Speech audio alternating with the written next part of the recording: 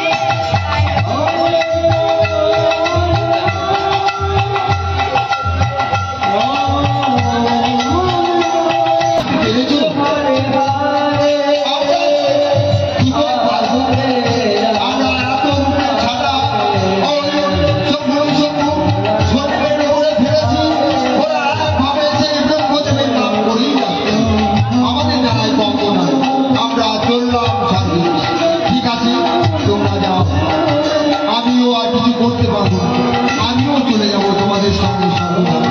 এখন ব্রহ্মদেব যা হবে এই বলে দিন বেলায় ব্রহ্মদেব চলে আসে। ও ব্রহ্মদেবায় ব্রহ্মদেবায়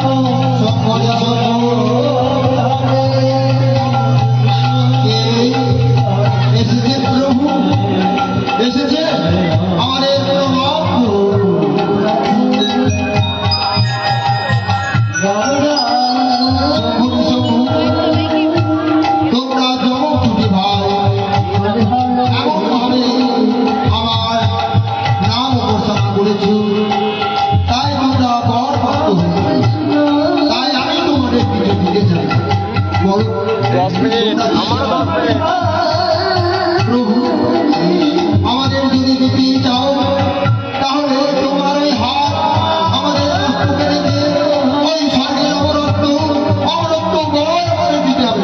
অসম্ভব, তোমরা আমাকে রেখেছো তাই বলে এত বড় চাওয়া পাওয়া ভালো না। তোমরা অন্য কিছু চাও, তোমাদের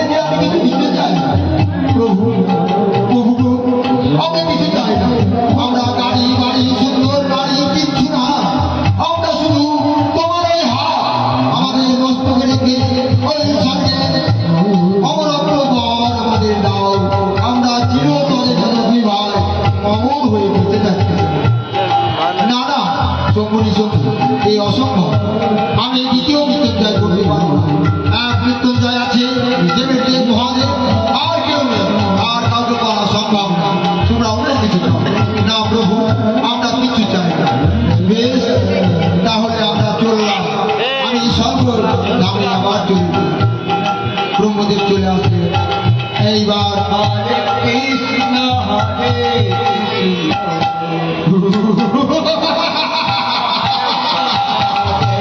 সত্যি আমাদের তাকে ব্রহ্মদেব ছাড়া দিয়েছে। আমরা ভাইকে এমন ভাবে কঠোর ভাবে রাখবো, ওদের ব্রহ্মদেবকে আসতে বাধ্য হতে হবে।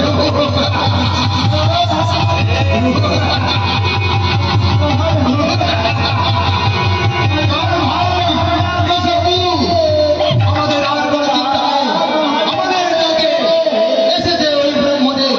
এইবার আমরা এমন ভাবে ডাকবো, ব্রহ্মদেব পথ না দিয়ে কোথাও যেতে পারবে না। চল, এইবার আমরা এমন করবো ব্রহ্মদেব দিব্য দৃষ্টি দেখতে পাবে, আমাদের এসে বর দেবে। এইবার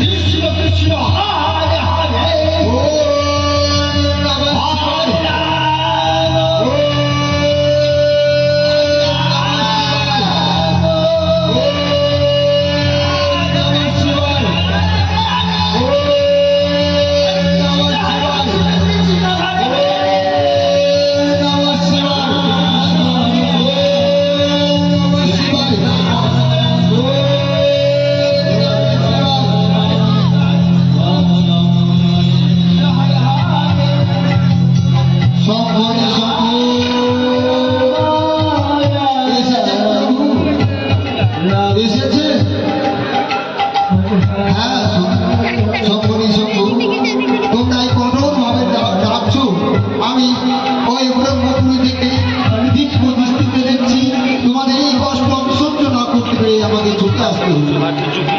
বড়